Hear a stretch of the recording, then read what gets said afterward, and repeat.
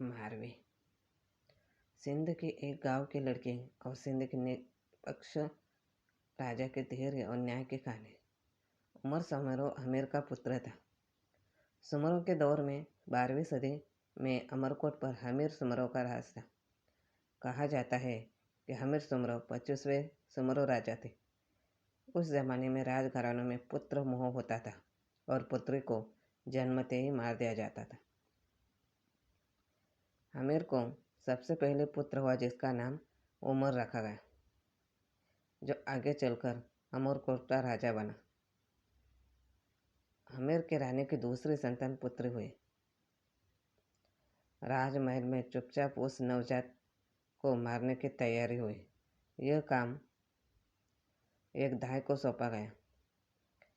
उन्हीं दिनों अमरकोट के पास एक निसंतान धरे चरवा रहा था। दाई ने सोचा, इस बच्चे को मारने की बजाय उस चरवाहे को दे दूं।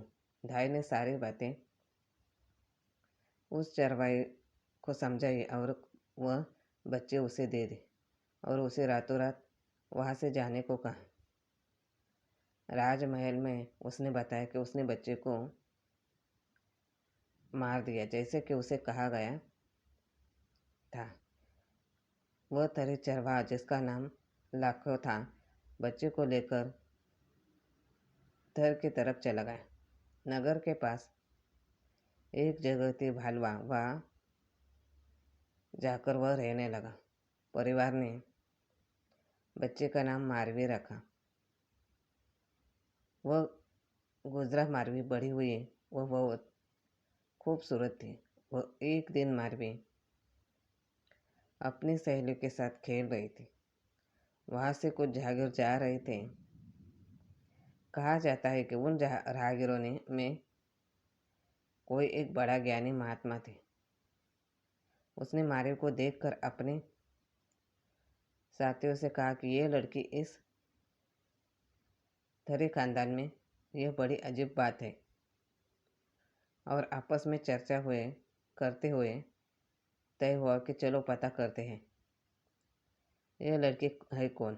उन्होंने लड़की से पूछा, किसकी बेटी हो? लड़की ने कहा, लाके के सामने मेरा घर है। वो लोग मारवी के साथ उसके घर गए। वहाँ मारवी की माँ यानी लाके की पत्नी से भी मिले। उन्होंने कहा, हमें इस लड़की को देख कर कुछ बात अजब से लगी। अगर कोई इसमें राज हो तो बताए। मारवी की माँ ने उन्हें सारा वृत्तांत सुनाया और कहा कि हकीकत में यह राजा हमीर की बेटी है। इसका भाई उमर है, अमरकोट का राजा है। तब तक उमर राजा बन चुका था। माँ की सारी बात मारवी सुन रही थी। उसे यह बात बहुत अच्छी लगी कि उमर उसका भाई राजा है। उसे यह सब काल्पनिक ही लगा, लेकिन फिर भी उसे बहुत अच्छा लगा। जब वो अपने साथियों से अपने सहेलियों के साथ खेल में झगड़ा करती तो उन्हें डर रहती कि मेरा भाई राजा है, तुम्हें तलवार से चीर देगा। वह वक्त गुजरा। मारवी बड़ी हो रही थी। मारवी के पिता लाखे के पास खूब मवेशी हुआ करते थे। थर का यही कारोबार हुआ करता था। लाखे ने अपनी मवेशी के लिए एक चरवाहा रखा था जिसका नाम फोक था। जब मारवी जवान होने लगे तो उसकी सुंदरता देखने लायक थी। वह हर किसी को मोहित कर जाते थे। फोक भी मारवी को चाहने लगा। एक दिन फोक के परिवार ने मारवी का हाथ मांग लिया। फोक जाति से कच्ची रबारी था और लाखे जो राजपूत थे। इसी जात के आधार पर मारवी का हाथ फोक को नहीं दिया। मारवी का रिश्ता माँ बाप ने खेत नाम के अन्य से कर दिया गया। मारवी का रिश्ता फोक को न मिलने मिलकर खेत को मिलना फोक को अच्छा नहीं लगा। उसके मन में ईर्ष्या पैदा हुई। फोक इसका बदला लेने की सोचने लगा। इसी वजह से वह अमरकोट जाकर राजा उमर से मिला। उसने उमर को बताया कि थर के एक गांव में एक बहुत खूबसूरत लड़की है जो आपके लायक है। आपको उसी से शादी करनी चाहिए। फोक के उकसाने पर उमर मान गया और एक दिन ऊँट लेकर मारवी के गांव की तरफ चला गया। भरी दोपहर में वह उमर के गांव भालवा पहुंचा। उसने मारवी के लिए घात लगाया। मारवी पानी भरने के लिए कुएं की तरफ निकली। उमर ने देखा वह उस पर फिदा हो गया। वह मारवी के पास पानी का बहाना बनाकर गया और उसने मारवी को जबरदस्ती ऊंट पर अमरकोट की तरफ चला गया। उमर ने उसे कहा कि वह उसे शादी करना चाहता है। तेरे लिए खूब ऐसे आराम की व्यवस्था करूँगा। मारवी ने कहा, खबरदार, मेरे भाई को पता लगते ही वह तुझे तलवार से चीर देगा। उसने कहा, कौन है तेरा भाई? मारवी ने कहा, मेरा भाई उमर है,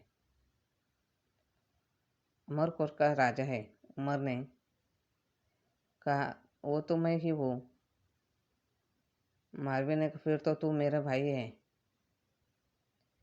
मुझे वापस मेरे वतन जाने दे।